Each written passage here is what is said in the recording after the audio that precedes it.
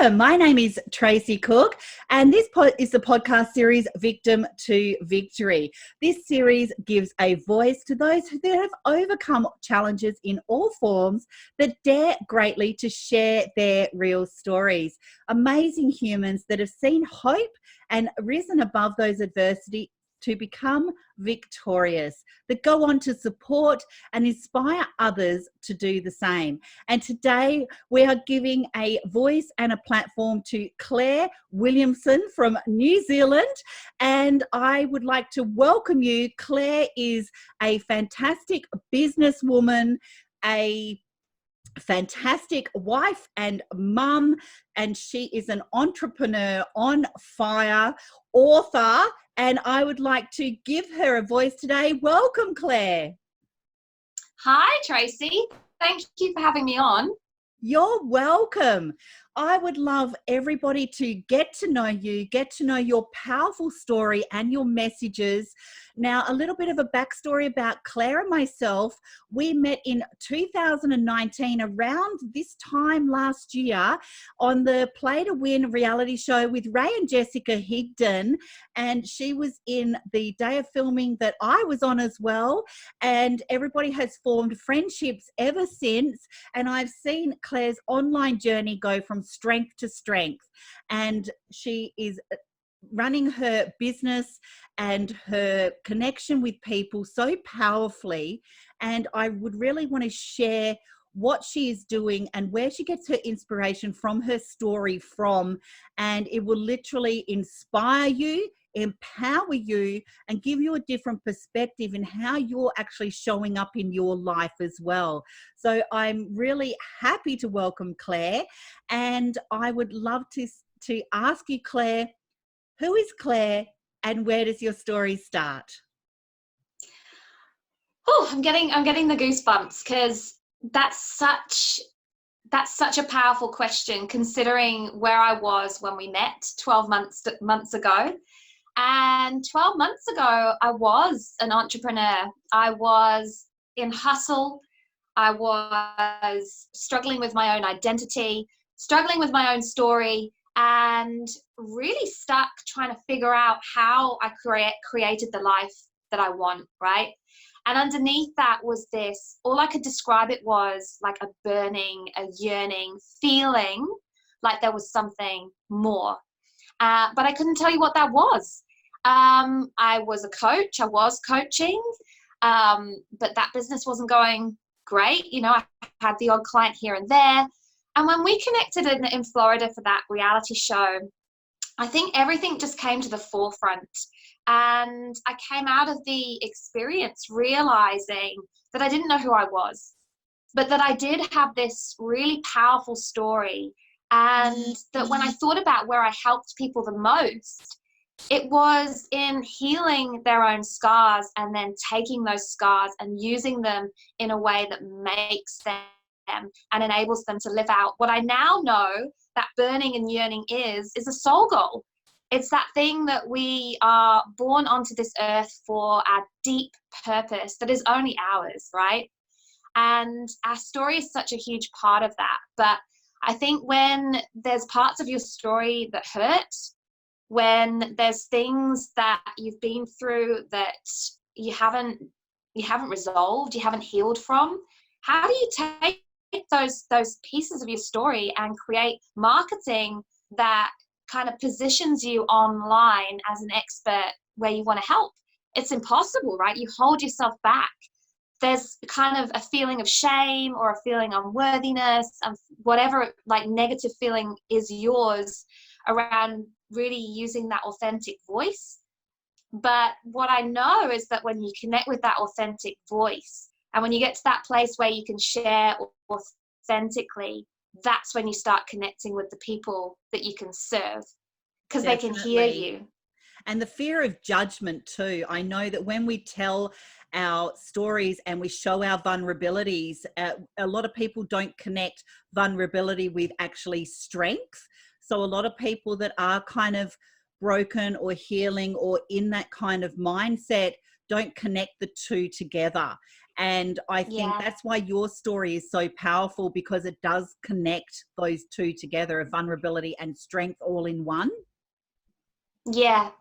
Yeah. And this time last year was the first time I ever told my story publicly. And when I watched the reality show back, and I saw my own pain, I saw my own vulnerability, I guess, and all of it, it was like this surreal experience that I can't really explain. It was almost like meeting with you, meeting with the other people on the show, going through that experience made me question, like, I feel all this shame, but what have I actually got to be ashamed about? That's right. That's You know, right. like, there's nothing that I went through that was my fault. There's nothing I went through that I caused. There's nothing I went through that I had any reason to feel shame about, and that it was my own belief of that shame that was creating that feeling, and that I had the power to change that. And that if I could share that story, then other people would feel the same thing, right? What do I actually have to feel ashamed about? Because that shame, like, it goes down to your core. It's like the most dirty, horrible feeling. And it really holds us back. It makes Shame. us give those excuses of all the reasons why we shouldn't do something. And I think that was a massive misalignment in my life. I'm an action taker. I love fixing things. Go into my story in a minute, but like, my soul goal, I think, is to just fix things and just make things better and make people better and heal the world. And that action block in myself was so misaligned because of that shame. I wasn't really stepping into my power, and I felt the discomfort of that. Definitely. And if you are somebody listening to this today and this is speaking to you, don't feel shame for something that is not your fault. And even if it is your fault, shame is a feeling that you can actually overcome with a little bit of inner work. And it is okay to feel that. We're brought up, some of us, to think that shame, like you just said, Claire, is dirty, and it's going to stay with you forever. It doesn't have to stay with you forever. So if you are listening to this and you have experienced something, then you can overcome it. It's just a little bit of inner work, and you can actually work through it so that shame doesn't have to stick forever, so you can go on to find your true, authentic self. And that inner work is that self-discovery. Like, it starts with asking that question, who am I beyond that shame? Who am I underneath all of those layers that have been piled on, all of those identities that I've taken on to survive what I went through? Who am I beneath all of that? For me, it was so powerful to, revisit my core values, and even like start to discover my own joy, and like go back to when I was 8 years old, 9 years old, and ask myself the question, like, well, who was I then? And I think when I think about the last 12 months, and it's been just this whirlwind, right? Because I came out of the show sharing the story of being raped. So that was back in 2004. It was a story that I'd held on for all these years, and was just tearing me up inside.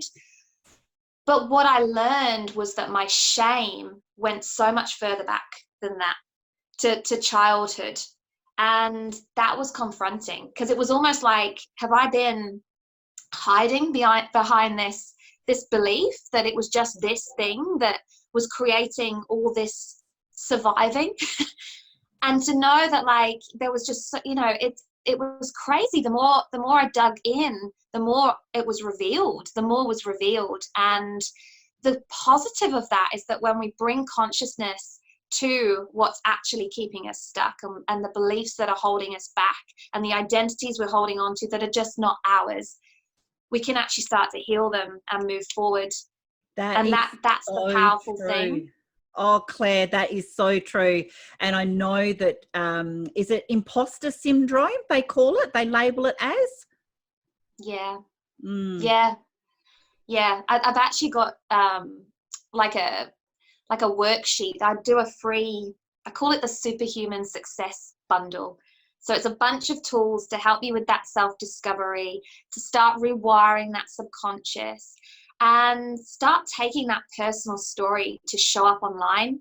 Like if you're an entrepreneur and you have a mission, you have a purpose, you have to connect with that thing that the purpose was born out of, because that's going to connect you to the people who you can serve, right? And so like that whole getting past yourself is massive. It's the missing piece. I believe it's the missing piece for so many entrepreneurs, because, and I think especially in the network marketing industry, we see really smart people being given a step-by-step process. It's put into their hands. All they have to do is go and follow the steps. But something holds them back. They can't do it. They make excuses. They procrastinate. They do it, but then they do it half-assed. Like, I'm always asking as a coach, what's the root of that? Like, what is holding you back? What is really holding you back? Because we can work on that. We can fix that. We can heal that. We can evolve that, so that you go into every single task with that energy of belief, I'm going to make this happen. I'm going to walk through fire to get the results that I seek, to create the life that I want, to live out that vision, to live out that soul goal. The energy of that is just electric, right? Rather than being in that place of spinning my wheels, I'm doing all the right things, but nothing's working for me, like not seeing the results, feeling frustrated, getting into financial hardship. It's hard, I think. And it was definitely hard before I started rolling out my program as it is now, to say to people, it's this piece, it's this inner piece. But now what I've got is the results to back that up. So that's, I think, I'm excited about that, because I can say to people, you want to explode your influence online. You want to show up and share your message, share your mission, connect with those people that you're dying to serve. It's within you. Like that piece, that missing piece, that magic piece, that secret, it's within you. Yep. Let's work on that. The secret sauce is us. Yeah.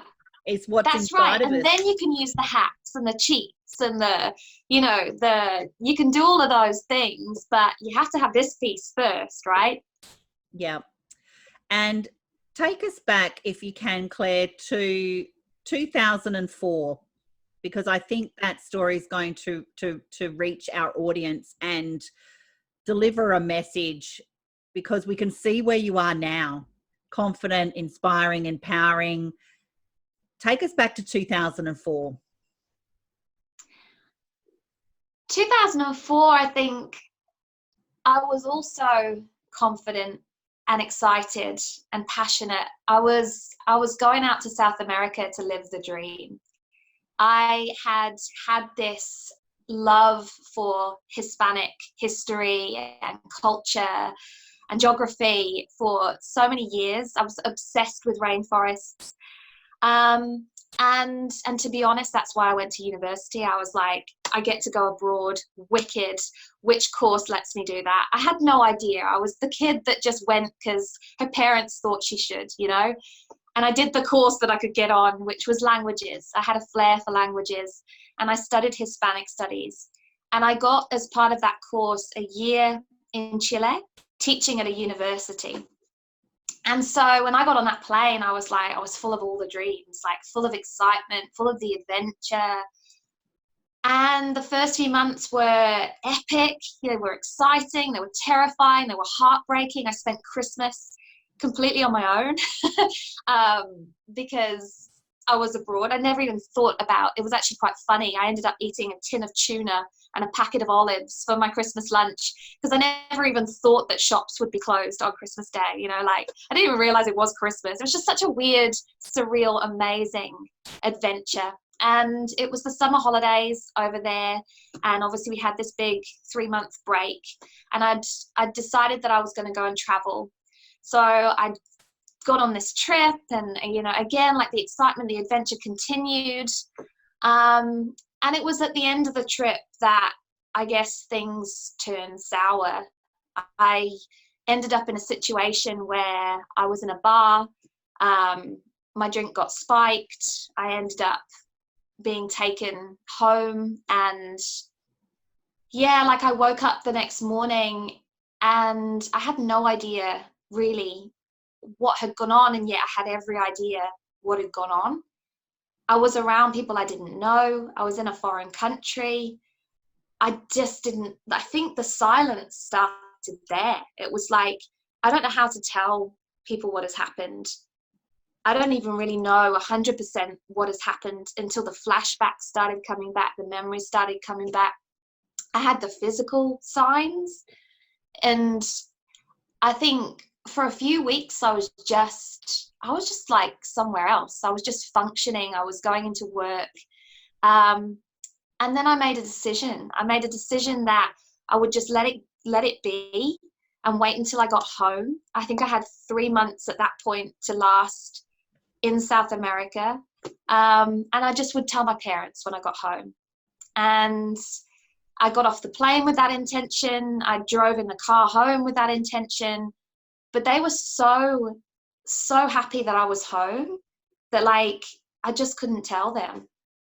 And again, that silence continued, and I went back to university, and I ended up in quite a bad mental state. I was having nightmares. I was drinking way too much. I was just not myself. It was like the Claire that had got on the plane just had gone.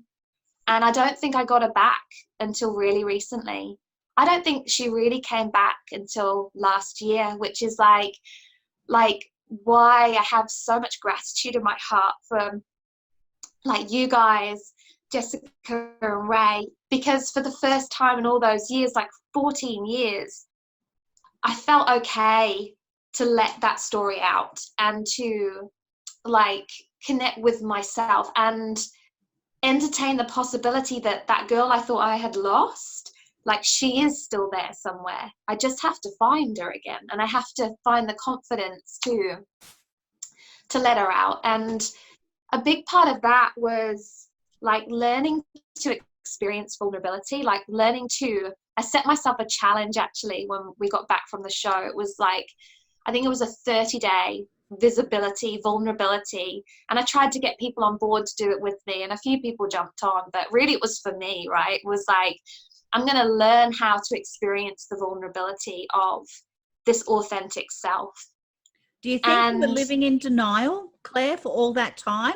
If I don't think about it, if I don't give it any power, if I don't give it a second thought, then that didn't really happen. I wasn't raped in a foreign country under false, pretenses. I'm not damaged. I'm going to deal with this. I'm just going to go on as, business as usual. And do you think that you were living in denial? Yeah, but you can't. Like, your physical body, your subconscious mind, it doesn't allow it. Like, I might have been functioning, but that was it. Like, I got into a job after university that was safe. I got into a relationship that was safe. Like, every single element about my life ended up about being safe. And anytime I was pushed out of my comfort zone, like, I was really good at the job that I took on. And I started going up the ladder really fast. And at that point, I got this debilitating anxiety, like chronic anxiety, that caused me to have a breakdown, that caused me to lose my job. It was almost like my own nervous system wouldn't let me get into any situation that was unsafe. And that's no way to live. Like, it is just existing. I think, like, I decided that surviving is just not the way. Like, I think one of the things I'm most passionate about now is to say to people, if you're surviving, yes, that's great. Like, wear that badge with pride. But what about if you become a recovered survivor and start living again and being able to experience the vulnerability of what you think is unsafe. Like, let me help you get to that next level, because surviving's great, but it's not living, it's not thriving, it's not true happiness, it's not true alignment. It's torturing over Well, survival time. is just living in our subconscious, isn't it? It's just living in our Yeah, subconscious. yeah, That's all it is. Getting up each absolutely. day, doing the same things, getting by. It's nice and safe. We're living within our comfort zones, but we're not learning and growing and truly, laughing out loud and experiencing all those emotions. It holds us back so much. That's right. That's right. So what And so happens I think that's where I came up with the coaching name of You Unleashed. It's like, that means so much to me, and like, you're in there. Let's unleash her. Let's really find her and let her live out in all of her quirks and eccentricities and flaws and just broken beauty, right? Like, none of us are perfect. All of us have had like those experiences that have scarred us. It's what we do with that.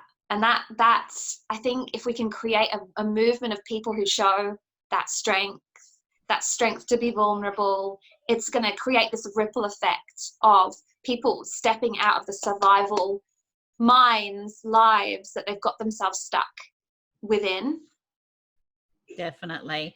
And when we actually do feel stuck, and that's a word that we hear so often, and that's a word that we actually say to ourselves, I just feel stuck. You're actually reaching out and asking for help. You've actually identified, to me, this is the true meaning of stuck. You've identified that something is blocking you, and you've identified that you need to change in order for things to change. So if you don't address that, then you're living in denial and you're not living as your true self, and you can't truly be happy until you're unstuck. Oh yeah, that's beautiful. Like, that's powerful right there. And all of the people that you've interviewed just are proof of that, right? Oh, the amazing people that have stepped forward for this, like yourself, Claire, that have given a voice and really stepped into their power. This is a platform to give people a chance to step into their power.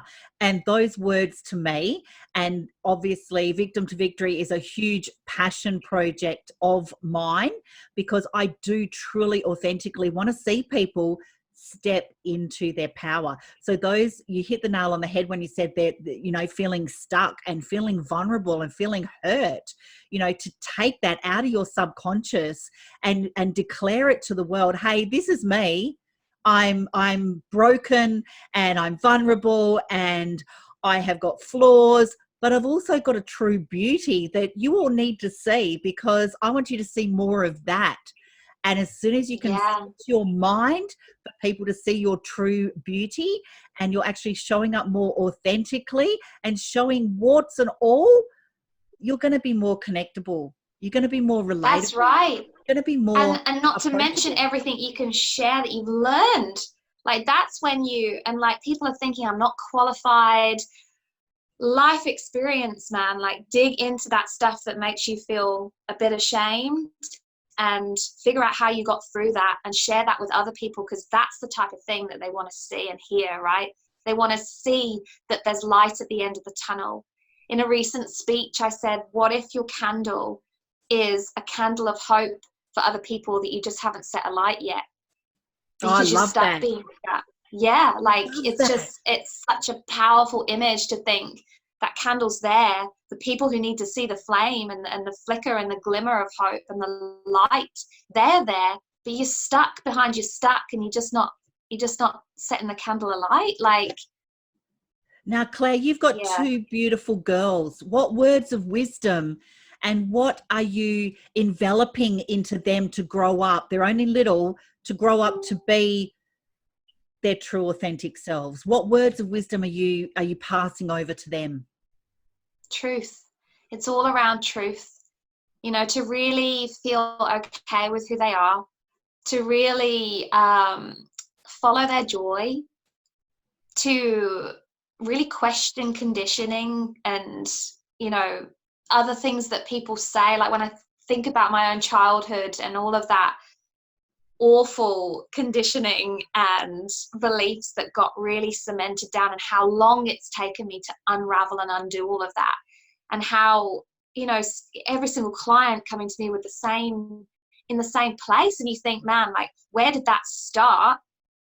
If I can do that one thing for my children, is to really help them stand powerfully in their truth, like, that's what I'm trying to do as a mum.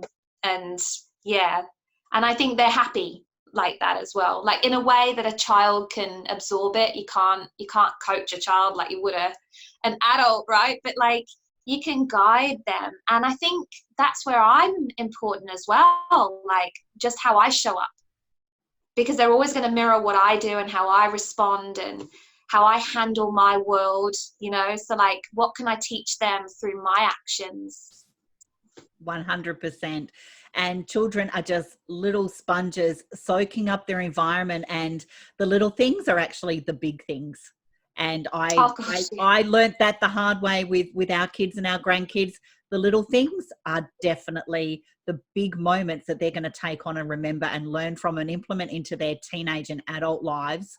And they're never going to stop learning, but to also allow that freedom and space for them to have their own questioning of learning as well. I think that's really important, especially today in today's modern world. Look at me sounding all old. Yeah, I love it. Claire, I think your story going from university to traveling the world and having a purpose and a mission with the environment, and the horrible story of being, you know, raped in another country. I can't even relate to what that would feel like. And then going into denial and then finding yourself and becoming full circle again, I think is really powerful. And I think that people are going to definitely connect with you and resonate with you. And what kind of message would you like to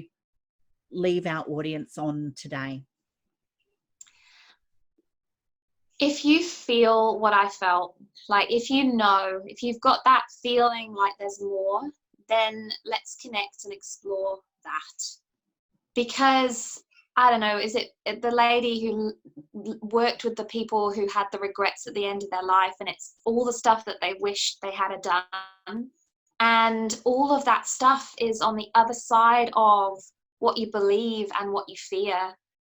And I can help you to unravel that and to believe something different, have different perspectives, find a whole new level of strength and fierce that enables you to walk towards what you want with fire, right? And I can help you to find out what that is as well. So like, you know, like I couldn't really put my words upon my soul goal, but I felt it. I can help people to really identify what it is that they want, what that purpose is, and align that to a business offering, you know, so that they can, I use this, find out what you love, make it what you do, get paid for it, right? Like, is that not the most awesome way to live life? You're impacting people, you're impacting yourself, you're creating a ripple effect. Like, that's what I love to do. That's where I thrive now. And you can do it based on experience. Yeah, exactly. You're taking the teachings and the learnings, and you've kind of invest, learn and teach, right? That's right. You've and in terms of that online presence, it takes the rigidness out of it. It's like you're actually just being yourself. Yes, we use the hacks and the cheats and the marketing, you know, ways, but as soon as you start connecting to your own story and your own authentic voice, actually showing up becomes so much easier and so much like you take action more consistently. You get to switch thinking off and just sit in here in your heart, you know, to just go with what your heart says and your intuition. And you know, it's like, and it just gets a bigger response. Like and I think if people are honest and they look at who they follow online, it's those people who are authentic, real, vulnerable, because that really creates trust, right? It creates trust, and we know that what they're saying is true, and we can see that what they're saying works. And it's like a weight off our shoulders as well. It's like a freedom just to be you. One of my favorite sayings from Dolly Parton is figure out who you are and do it on purpose. And Yes. I absolutely love that, because we're conditioned by society to act a certain way, and by media and politics and everything. We're conditioned a certain way, to think a certain way and be the normal. It is okay not to be the normal. It is okay to I think it's awesome. everything. It's awesome not to be the normal. Yeah. Oh, and you embody that Dolly Parton phrase. Like, you really do. Like, thank you. Totally. Oh, thank you. I am a little bit special sometimes, Claire. We all know that. But I do love the message. I love the message of, you know, lighting your own candle. I think that is really powerful. I think your story is going to resonate with so many people. It is inspiring, it is empowering, and to actually go through something and teach what you've learnt and know how to connect to those emotions, to be able to pass that on and show others through that vulnerability and through that strength of stepping outside of our comfort zones. I think it's unique and special and very rare, and exactly what the world needs to show hope that is diminishing in hope. So that is what this Victim to Victory podcast series is about, is to showcase people like yourself, Claire, and your powerful story and your journey, and just the strength that you've shown in the 12 months that I've known and connected with you. You're going from strength to strength, and I know how many people you're actually helping, and I'm very honored to call you a friend, and I'm very grateful and appreciative that you've been able to share that vulnerability openly today to go on to help others. So thank you very much for joining us today. Thank you, Tracy. Not a problem at all. Now, thank you very much. Now, if you would like to find our podcast on YouTube and the Facebook group on Victim to Victory podcast series, there is always a seat at our table. There is always wonderful people like Claire in our community. So if you got value from today, please subscribe, like and comment. And I'd like to leave you with a message: to step into your power and let your voice roar. Thank you again, Claire. Thank you. Thanks, everyone.